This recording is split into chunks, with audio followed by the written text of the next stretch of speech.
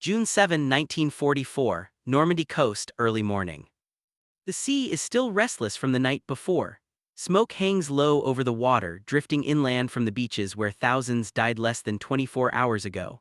German observation posts along the Norman bluffs scan the horizon, expecting the familiar sight of supply ships waiting helplessly offshore, trapped by the absence of a port. But something is wrong. Out beyond the surf line, dark shapes sit where only open water should be. Long, unnatural lines stretch across the sea. Massive concrete forms rise and fall with the tide, connected by narrow roadways that seem to float. Landing craft move in steady rhythm, unloading trucks, fuel, artillery, and unbroken flow. This is not improvisation. This is infrastructure. German officers had built their entire defense on one certainty: without a major harbor, an invasion army would starve. Ports were choke points, ports could be destroyed, ports could be defended. Yet here, in plain view, the Allies are building a port anyway, under fire, under observation, and without capturing a single dock. For the first time since D-Day began, a quiet realization sets in along the German command chain. The invasion was not just surviving. It was settling in. Long before the first Allied soldier stepped onto the beaches of Normandy, the outcome of the invasion depended on a problem older than modern warfare itself: supply. By 1944, every major military power understood the same rule. Armies do not move on courage alone. They move on fuel, ammunition, food, spare parts, and replacement men. For Germany, this lesson had been learned repeatedly on the Eastern Front, where vast distances and broken supply lines slowly strangled even the most powerful formations. In Western Europe, German planners believed they had found the perfect defensive answer to that reality: ports. Since 1942, German strategy in occupied France rested on the assumption that any Allied invasion would collapse without rapid access to a deepwater harbor. The logic was sound. Modern armies required thousands of tons of supplies every day. Landing beaches could handle initial assaults, but they could not sustain mechanized warfare. Trucks, tanks, artillery, and fuel pipelines all demanded permanent port facilities. This belief shaped the Atlantic Wall. Concrete bunkers, artillery batteries, and infantry strongpoints were positioned not merely to repel landings, but to deny access to ports. Cherbourg, Le Havre, Brest, and Antwerp were fortified into fortresses. German doctrine assumed that if these harbors could be held or destroyed, any invasion force would eventually grind to a halt. The Allies knew this too. The memory of past failures haunted planners in London and Washington. In 1915, at Gallipoli, Allied forces had learned what happened when supply collapsed under fire. In 1942, at Duppa, a direct assault on a defended port had ended in disaster. Hundreds of Canadian soldiers were killed or captured within hours, proving that seizing a harbor intact under modern firepower was nearly impossible. By late 1943, the dilemma was clear. Operation Overlord required landing millions of men and millions of tons of material onto the European continent. But every major port was either heavily defended or rigged for demolition. Capturing one quickly was unlikely. Waiting weeks without a port was impossible. This was not a tactical problem. It was an existential one. German intelligence assessments reflected this confidence.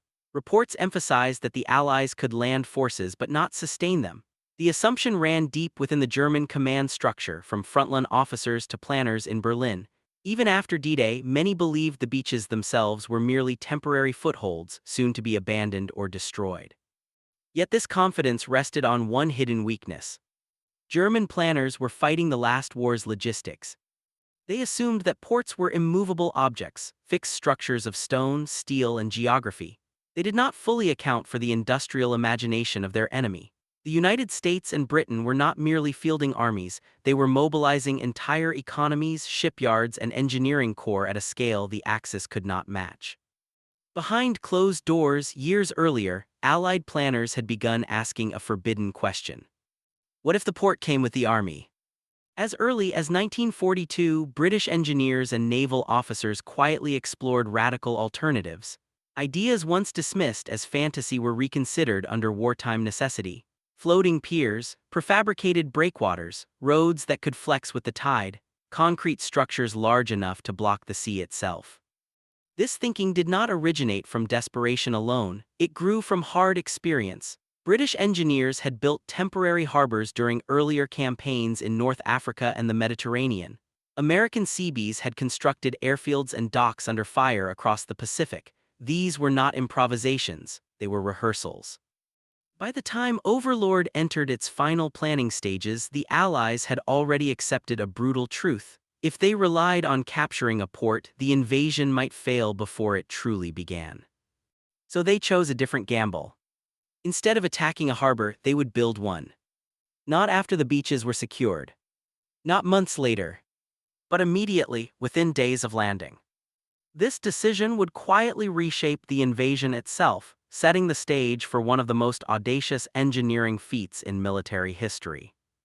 And it would soon force German commanders to confront a reality they had never seriously prepared for. The idea was radical, but it was not sudden. In the aftermath of Duppa, British Prime Minister Winston Churchill demanded answers.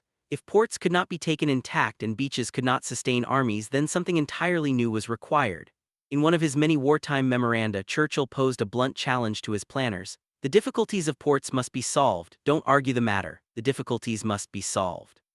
What followed was not a single invention, but a system. By 1943, Allied engineers, British, American, and Canadian, were quietly working on what would become known as the Mulberry Harbors. The name itself was deliberately bland, designed to conceal its importance. In reality, the project represented a complete rethinking of how invasions could be supplied. The solution relied on prefabrication at an industrial scale. Rather than constructing a port in place, the Allies would build its components across Britain, tow them across the English Channel, and assemble them offshore under fire. Every element had to be modular, replaceable, and capable of surviving the harsh conditions of the channel. The system consisted of several interlocking parts. At the outer edge were gooseberries, lines of obsolete ships deliberately sunk to form makeshift breakwaters. Behind them came the true backbone of the harbor, the Phoenix caissons. These were massive hollow concrete structures, some weighing over 6,000 tons, designed to be flooded and sunk in precise positions to block waves and create calm water. Connecting the shore to the anchored platforms were floating roadways known as whales. Mounted on adjustable steel legs called beetles, these roadways rose and fell with the tide, allowing trucks to roll directly from landing craft to dry land. At the seaward end, spud piers, floating platforms stabilized by vertical pylons, served as docking points for ships unloading vehicles, fuel, and ammunition. Nothing like this had ever been attempted under combat conditions. The construction effort was immense. Across Britain, shipyards, docks, and coastal villages became assembly lines. Civilian workers often had little idea what they were building. Concrete caissons appeared in rivers and estuaries, dwarfing nearby towns. Steel roadway sections were fabricated in factories already strained by aircraft and tank production. Secrecy was absolute. German aerial reconnaissance observed strange structures along the British coast but could not determine their purpose. Intelligence reports mentioned unusual maritime constructions, yet no coherent explanation emerged. The concept itself defied conventional military logic. Even among Allied commanders, confidence was not universal. Engineers warned of storms, naval officers worried about enemy fire. Logisticians questioned whether the system could handle the daily tonnage required for a continental campaign, but alternatives were worse. Without a port, Overlord risked collapse. With one, even an artificial one, it had a chance. The final decision was made with calculated risk. 2 Mulberry Harbors would be deployed. Mulberry A would support American forces at Omaha Beach. Mulberry B, later nicknamed Port Winston, would serve the British and Canadians at Gold Beach. If one failed, the other might survive. If both succeeded, the invasion would gain an advantage no defender could easily counter. On June 6, 1944, as Allied troops fought their way ashore, the first components were already moving. Tugboats began towing Phoenix caissons across the channel. Old ships steamed toward their final missions as sacrificial breakwaters. Engineers followed close behind the assault waves, carrying not rifles but blueprints. Within hours of the landings, construction began. German artillery occasionally fired on the strange silhouettes offshore, but the scale of the operation made precise targeting difficult.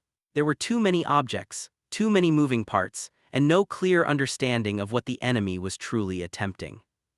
From the German perspective, the situation appeared temporary. Beaches could not replace ports, storms would finish what guns had not. But day by day, the artificial harbors grew. Roadways locked into place, caissons settled into the seabed, ships unloaded directly onto floating piers. Supplies flowed inland in quantities that should not have been possible without a captured harbor.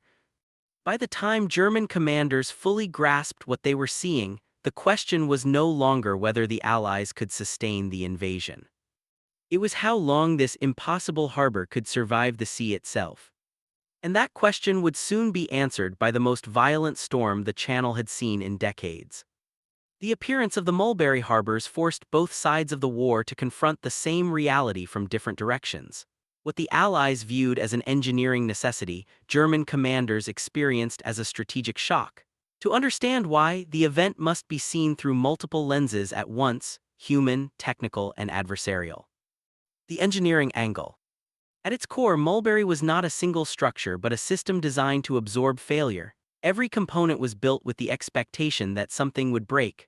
Roadways could be detached and replaced.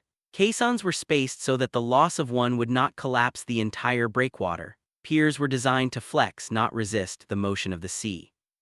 This philosophy ran counter to traditional port construction, which relied on permanence and rigidity. Mulberry embraced movement. Engineers accepted the ocean's power and worked around it rather than against it. That decision alone marked a profound shift in military engineering. The scale was unprecedented. Phoenix caissons were some of the largest concrete structures ever built at the time. Their transport required careful navigation, precise timing, and constant adjustment to tides and currents. Positioning them correctly under wartime conditions demanded coordination between naval crews, surveyors, and construction teams, often while under artillery fire. There was no rehearsal. Normandy was the test. The human angle. Behind the concrete and steel were thousands of men whose work rarely appears in combat narratives. Naval construction battalions, British Royal Engineers, dockworkers turned soldiers, all operating in an environment where mistakes meant drowning, crushing injuries, or death. These men worked without the clarity of a visible enemy. Their adversary was the sea, the weather, and time itself. Construction continued at night, guided by dim lights and shouted instructions over the sound of waves and engines. Fatigue was constant, sleep was brief and uncertain. Many engineers landed with the assault forces, stepping onto beaches still under sporadic fire. Their tasks were immediate and unforgiving.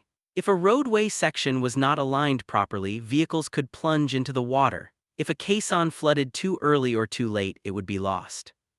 Yet progress continued. This persistence reflected a broader truth about Allied manpower. The invasion was not sustained by heroism alone, but by discipline, repetition, and an acceptance of risk as routine. The German perspective. From the German side, Mulberry was deeply unsettling because it contradicted years of defensive planning.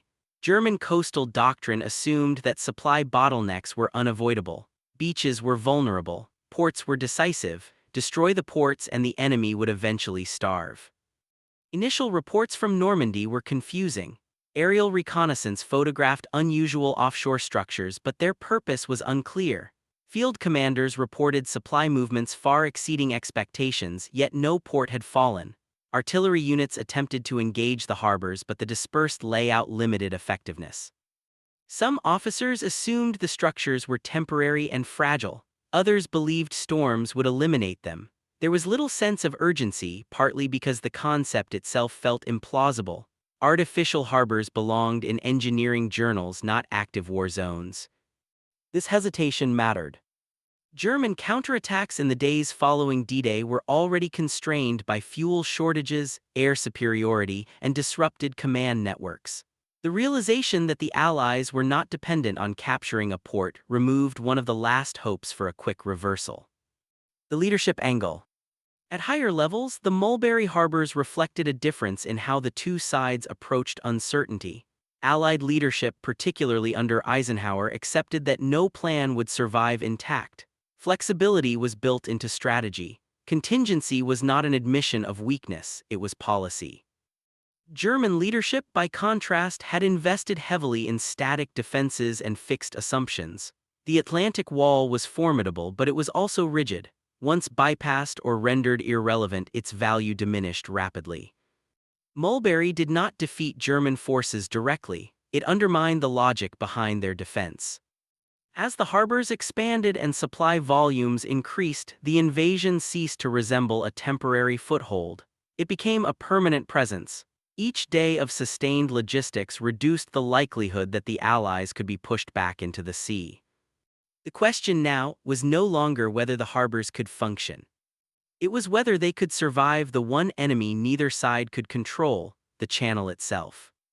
As the Mulberry Harbors took shape, their significance extended beyond engineering and immediate logistics. They exposed deeper contrasts in technology, command philosophy, and the moral calculus of modern warfare, differences that would define the campaign in Western Europe. The technological angle. Mulberry demonstrated that in industrial war, technology was not limited to weapons. Firepower mattered, but so did the systems that sustained it. The harbors transformed open water into controlled space, allowing the Allies to apply industrial efficiency directly to the battlefield. Each successful unloading was a small technological victory. Vehicles rolled ashore without cranes. Fuel flowed through flexible pipelines laid beneath the sea. Damaged components were swapped rather than repaired in place. This modular logic mirrored American industrial practices, standardization, interchangeability, and mass production. German technology, by contrast, was often exceptional but specialized. Tanks like the Tiger and Panther were formidable yet difficult to maintain and supply. German logistics struggled to replace losses at scale. Mulberry symbolized the opposite approach: fewer extraordinary machines but systems designed to work continuously even when damaged. The result was not immediate dominance but momentum. The command angle. The harbors also reflected a shift in command thinking. Allied planners did not expect perfection, they expected friction. Storms, enemy fire, and mechanical failure were assumed. The system was built to tolerate loss without collapsing. This mindset influenced how commanders responded to early setbacks. When Mulberry A at Omaha struggled with damage and heavy seas, efforts continued elsewhere. Resources were reallocated, adaptation replaced insistence. German command culture offered fewer such options. Orders were centralized. Deviations from doctrine required approval that often arrived too late. The Atlantic Wall, once bypassed, could not be easily reconfigured to address an enemy no longer dependent on ports. This difference in command flexibility compounded the shock experienced by German officers observing the harbors offshore. The invasion was not improvising, it was adapting faster than expected. The moral and psychological angle. Beyond strategy and technology lay a quieter effect. Mulberry altered the psychological landscape of the campaign. For Allied troops, the visible flow of supplies carried reassurance. Food arrived, ammunition was plentiful, vehicles replaced losses. The sense of abandonment that haunted earlier amphibious failures did not take hold. Soldiers could see, quite literally, that the invasion was supported by something solid. For German troops, the opposite occurred. Expectations mattered. Many believed time favored the defender. If the beaches could be contained, if ports could be denied, the invasion might collapse under its own weight. Each day that passed without that collapse eroded confidence. Reports began to reflect this shift. German intelligence acknowledged that Allied supply capacity exceeded projections. Field commanders reported growing numbers of vehicles and artillery moving inland. The realization that the enemy was not running out of supplies but increasing them was demoralizing. Mulberry did not fire a shot, but it changed how the war felt. The strategic angle. Strategically, the harbors bought time that would prove decisive. Cherbourg, the nearest major port, would eventually fall to American forces, but only after weeks of fighting and extensive German demolition. By the time it became operational, the invasion was already secure. Without Mulberry, the Allies would have faced a dangerous gap between landing and sustainability. With it, they maintained pressure. The harbors allowed commanders to think beyond survival and toward expansion. This shift enabled planning for operations that followed: the breakout from Normandy, the rapid advance across France, and the exploitation of German disarray. In German post-war analysis, the failure to disrupt Allied logistics repeatedly surfaced as a critical error. The assumption that ports were indispensable shaped defenses that no longer addressed the real problem. By the middle of June 1944, the Mulberry Harbors had moved from experiment to necessity. Their success forced both sides to confront an unavoidable truth. The invasion would not be undone by waiting. If it was to be stopped at all, it would require a force capable of overcoming not just Allied soldiers, but Allied industry, engineering, and time. That confrontation arrived not through enemy action, but through nature itself. The Channel was about to test the harbors in a way no gun ever could. June 19, 1944. The weather began to change quietly without warning worthy of its consequence. Over the English Channel, winds strengthened and shifted direction. The sky darkened, waves grew heavier and more irregular, rolling in from the northeast with a force that seasoned sailors recognized immediately. Within hours, the Channel turned hostile. For 3 days, one of the most violent storms in decades battered the Normandy coast. Winds reached gale force, waves rose higher than 6 meters, landing craft were thrown against each other, anchors dragged, steel groaned, concrete structures strained against forces they had never faced in testing. The Mulberry Harbors were about to be judged.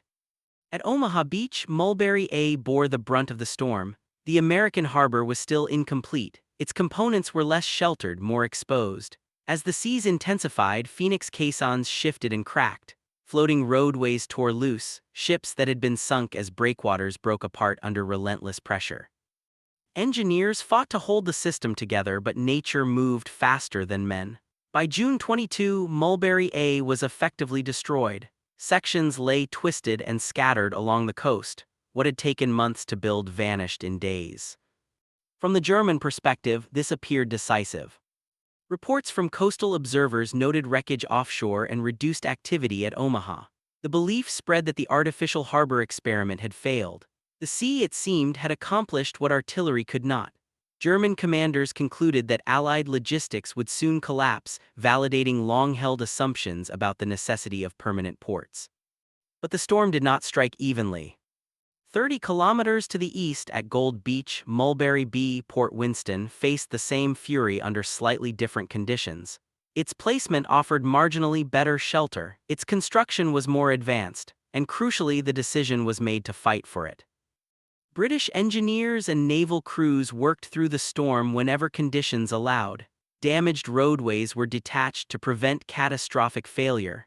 Anchors were reset. Components were sacrificed deliberately to save the whole. Losses were accepted, but collapse was avoided. When the storm finally broke, the difference was stark. Mulberry A lay in ruins. Mulberry B remained standing. Almost immediately, Allied command made a critical decision. Rather than attempt to rebuild the American harbor, all available resources were redirected to Gold Beach. Salvageable components from Omaha were towed east. The surviving harbor would be expanded, reinforced, and pushed beyond its original design limits. This decision reflected the very philosophy that had shaped Mulberry from the beginning. Flexibility over pride. Function over symmetry. German commanders, slow to recognize the shift, continued to believe the storm had crippled Allied supply capacity. Yet within days, cargo began flowing again, this time through a single, hardened harbor handling volumes far greater than planned. By late June, Mulberry B was landing thousands of tons of supplies daily. Trucks rolled ashore in uninterrupted lines. Artillery, fuel, and reinforcements moved inland at a pace that no beach landing alone could sustain. The storm had not ended the experiment. It had refined it. For German forces watching from a distance, the realization came gradually, then all at once. The sea had tested the harbors and one had survived. Worse still, the loss of Mulberry A had not slowed the invasion, it had concentrated it. This was the moment when the balance shifted irreversibly. The Allies were no longer proving a concept. They were executing a solution. What followed would confirm to German command that the invasion could not be starved, delayed, or waited out. It would have to be defeated outright. And by the time that truth was fully understood, the opportunity had already passed. In the days after the storm, the Channel fell quiet again. The sea receded, leaving behind debris, broken landing craft, and the scattered remains of what German commanders believed had been the Allies' logistical lifeline. But beneath that calm surface, a different reality was taking shape. At Gold Beach, Mulberry B was no longer merely surviving, it was expanding. British engineers assessed the damage with brutal clarity. Components that could be repaired were reinforced. Those beyond saving were removed without hesitation. New roadway sections were installed.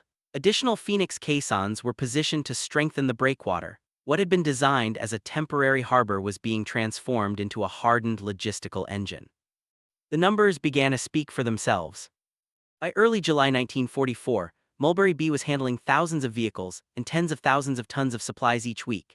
At peak efficiency, it surpassed expectations, unloading more cargo than some permanent European ports under peacetime conditions. Fuel, the most critical resource of mobile warfare, flowed steadily inland. Artillery batteries multiplied. Armored divisions that had once waited anxiously for resupply now prepared for sustained offensive action. German intelligence could no longer ignore the evidence. Reports acknowledged that the Allies were maintaining supply levels despite the loss of Mulberry A. Observers noted the constant movement of ships offshore and vehicles inland. A harbor that should not have existed was now functioning with alarming efficiency. The assumption that the invasion could be weakened through delay had collapsed. This realization arrived too late to change the strategic picture. German counteroffensives in Normandy were already constrained by air superiority. Allied fighter bombers dominated roads and railways, making large-scale troop movements dangerous by day. Fuel shortages limited armored maneuver. Communications were increasingly fragmented. Against this backdrop, the sustained flow of Allied supplies tilted the balance further. Mulberry did not merely support the invasion. It accelerated it. With logistics secured, Allied commanders could plan beyond containment. The focus shifted from holding the beaches to breaking out of Normandy's hedgerows. Operation Cobra, the American offensive that would shatter German lines later in July, depended on artillery ammunition, fuel reserves, and vehicle availability, all sustained by the supply network Mulberry helped anchor. German commanders understood the implication. The invasion was no longer a gamble. It was a commitment backed by industrial certainty. Every day the harbors functioned increased Allied strength while German resources dwindled. The psychological effect deepened. German soldiers, already strained by constant air attack and attritional fighting, now faced an enemy that seemed inexhaustible. Losses were replaced quickly. Equipment appeared in numbers that suggested not desperation, but abundance. The belief that time favored the defender evaporated. For Allied troops, the opposite occurred. Confidence grew with each convoy unloaded. The visible presence of a functioning harbor reinforced the sense that retreat was no longer an option nor a necessity. The invasion was not temporary, it was permanent. By mid-July, Mulberry B had fulfilled its purpose and exceeded it. Cherbourg would soon fall, but its port facilities lay wrecked by German demolition. It would take months to restore. Without Mulberry, the gap between landing and operational ports might have proven fatal. Instead, the artificial harbor bridged that gap. In doing so, it removed the last realistic chance for the German command to contain the invasion through attrition alone. The war in Western Europe had entered a new phase, one defined not by whether the Allies could remain, but by how far and how fast they would advance. The turning point was complete. From this moment forward, the outcome in Normandy would be shaped not by uncertainty, but by momentum. And that momentum would soon roll beyond the beaches, carrying the war deep into occupied France and toward the heart of Germany itself. By late June 1944, the Mulberry Harbors had quietly reshaped the battlefield in Normandy. What began as an emergency solution had become a foundation upon which the entire Allied campaign in Western Europe now rested. The most immediate consequence was measurable in numbers. Each day, thousands of tons of supplies moved ashore through Mulberry B vehicles arrived in steady columns. Ammunition stocks grew, fuel depots expanded inland. Casualties were evacuated efficiently and replacements arrived without interruption. The invasion force no longer lived hand to mouth, it was building reserves. This logistical stability changed operational behavior. Allied commanders were no longer forced to conserve ammunition or limit movements out of fear of shortage. Artillery could be used aggressively to soften German defenses. Armored units could maneuver with confidence. The tempo of operations increased, and with it, German exhaustion. Meanwhile, the German situation deteriorated. The failure to disrupt Allied supply lines exposed long-standing weaknesses. German rail networks had been severely damaged by Allied bombing campaigns. Road transport was increasingly dangerous under constant air attack. Fuel shortages worsened daily, restricting armored mobility and delaying reinforcements. Even well-positioned units struggled to maintain cohesion under these conditions. German attempts to exploit the destruction of Mulberry achieved little. While Omaha Beach continued to rely more heavily on direct beach landings, the consolidation at Gold Beach compensated for the loss. Supplies were redistributed across the front. The system adapted just as it had been designed to do.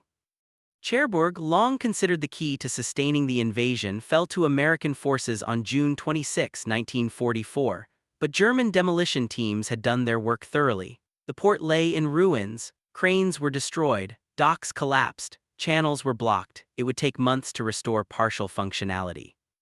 Without Mulberry, this delay would have created a dangerous vacuum.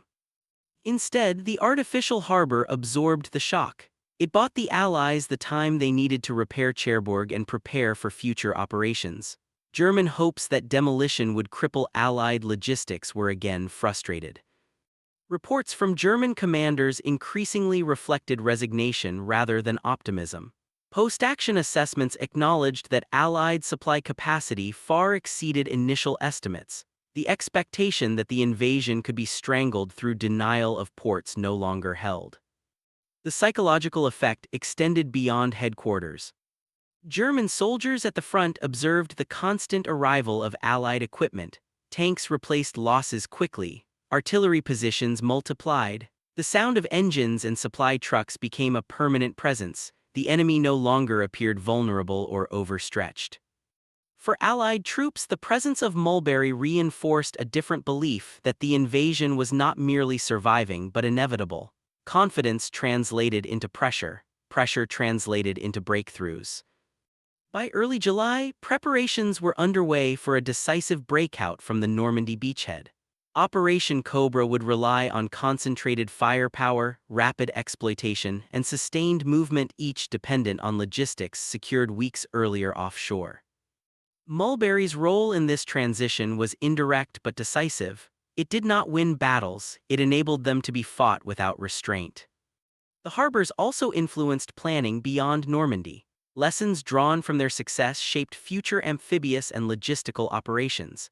Engineers documented failures and improvements. Commanders noted the value of redundancy and adaptability. Warfare was evolving not just in how battles were fought but in how they were supported. As July progressed, German defenses strained under constant pressure. The opportunity to contain the invasion through delay had vanished. The war in the West was now a war of movement, and Germany lacked the resources to sustain it. The artificial harbor had done its work. What remained was to understand the full scale of what that work had made possible, and how it would echo far beyond the Normandy coastline. As July 1944 unfolded, the consequences of the Mulberry Harbors extended far beyond the beaches where they had first taken shape. What had begun as a logistical necessity now exerted influence over the strategic direction of the entire campaign in Western Europe. With supply lines secured, Allied forces initiated Operation Cobra on July 25. The offensive relied on overwhelming firepower, rapid armor movement, and relentless pressure, elements that demanded uninterrupted logistical support. Artillery barrages consumed vast quantities of ammunition. Armored divisions advanced at speeds impossible without reliable fuel delivery. Air-ground coordination intensified, further straining supply demands. Mulberry helped meet them. The breakout shattered German positions in Normandy. Once static defensive lines dissolved, German forces faced a war of movement they were ill-equipped to fight. Fuel shortages slowed retreats. Equipment losses mounted faster than replacements could arrive. Command and control weakened as units scattered under constant pressure. In the weeks that followed, Allied forces surged across France. Paris was liberated in August. German formations withdrew toward the Seine and beyond, abandoning territory faster than defensive lines could be established. The momentum unleashed in Normandy did not slow, it accelerated. German post-war analyses would later acknowledge the depth of the logistical failure. Reports from senior officers emphasized that the invasion could not be contained once Allied supply capacity reached critical mass. The inability to disrupt logistics rather than tactical defeats alone was cited repeatedly as decisive. The Mulberry Harbors featured prominently in these assessments. They represented a fundamental miscalculation. German planners had expected the enemy to fight within familiar constraints, ports, railheads, fixed supply points. Instead, they encountered a system designed to bypass those constraints entirely. By the time the scale of this adaptation was understood, countermeasures were no longer feasible. Even as permanent ports gradually came online, the significance of Mulberry remained. Cherbourg resumed limited operations in August, but its delayed recovery underscored how fragile reliance on traditional infrastructure could be. Mulberry had bridged a critical gap when no alternative existed. The human cost of this realization was stark. German units, deprived of fuel and ammunition, often fought without hope of reinforcement. Allied units, by contrast, operated with confidence that losses would be replaced and advances supported. This asymmetry shaped morale on both sides. For the Allies, Mulberry became a symbol of foresight rather than improvisation. It validated years of planning that prioritized logistics alongside combat power. Engineers, often overlooked in narratives of war, had delivered a decisive advantage without firing a shot. For Germany, the harbors marked the collapse of a central defensive assumption. Ports could no longer be used as strategic choke points. Control of territory mattered less when the enemy could bring his own infrastructure with him. By the end of summer 1944, the artificial harbors had outlived their immediate purpose. Permanent supply routes replaced them, but their impact endured. They had transformed the invasion from a precarious landing into a sustained campaign. The question that remained was not how the Allies had crossed the Channel. It was how they had redefined what was possible once they arrived. That answer lay not in a single structure or moment, but in a broader lesson about modern warfare, one that would resonate long after the war itself ended. On the Normandy coast, long after the fighting moved inland, the remains of the Mulberry Harbors lingered quietly in the water, concrete shapes breaking the surface, half forgotten by a war already racing eastward. They were never meant to be permanent. Their value lay in what they made possible, not in how long they lasted. Mulberry changed the logic of invasion warfare. For centuries, armies had depended on capturing ports to survive on hostile shores. Geography dictated strategy. Stone docks and deepwater harbors decided where wars could be fought and how long they could last. In 1944, that logic collapsed. The Allies proved that logistics could be mobile, adaptable, and engineered at scale, carried across the sea and assembled under fire. This was not a triumph of imagination alone, it was a triumph of preparation.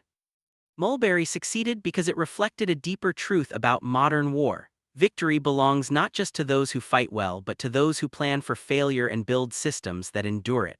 The harbors were designed to lose pieces, to bend, to be damaged, and to keep functioning anyway. When one failed, the system absorbed the loss and moved forward.